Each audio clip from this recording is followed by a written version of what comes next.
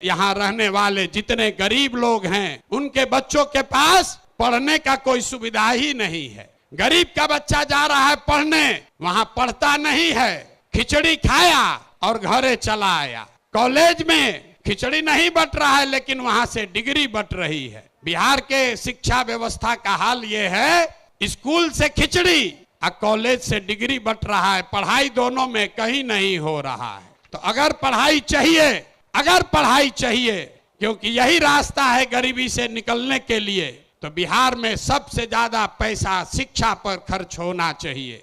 इसलिए जनसुराज कह रहा है कि जब हमारी व्यवस्था बनेगी तो 1 घंटा के अंदर शराबबंदी को उठाकर फेंक देंगे। अगर बिहार में विश्व स्तरीय सबसे अच्छा शिक्षा व्यवस्था बनाना है तो 5 लाख करोड़ रुपया चाहिए।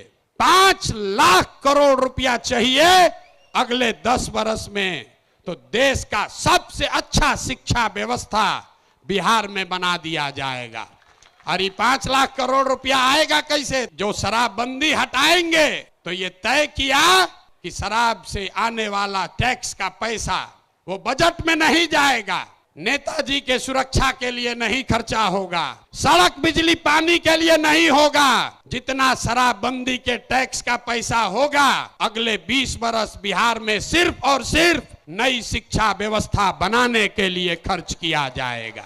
अब समझ में आया काहे हटाना चाहते हैं? हर बरिस 20,000 करोड़ रुपया शराबबंदी के चलते नुकसान हो रहा है, तो 20 बरस के पैसे को, शराब के टैक्स को अगर आप नई शिक्षा के व्यवस्था के लिए खर्चा करें तो 4 लाख 5 लाख करोड़ रुपया बिहार के बच्चों के मुस्तकबिल को बदलने के लिए उपलब्ध हो जाएगा। हम ये नहीं कह रहे हैं कि शिक्षा व्यवस्था बनाएंगे, उसका रास्ता भी आपको बता रहे। 5 लाख करोड़ रुपया जुटाएंगे इसी बिहार से और ऐसी शिक्षा व्यवस्था बनाएंगे कि पूरे देश से लोग जैसे नालंदा विक्रमशिला में पढ़ने आते थे वैसे यहीं पर पढ़ने आएंगे, तभी बिहार ज्ञान का भूमि फिर से बनेगा। शराबबंदी जाएगा, नई शिक्षा व्यवस्था आएगी।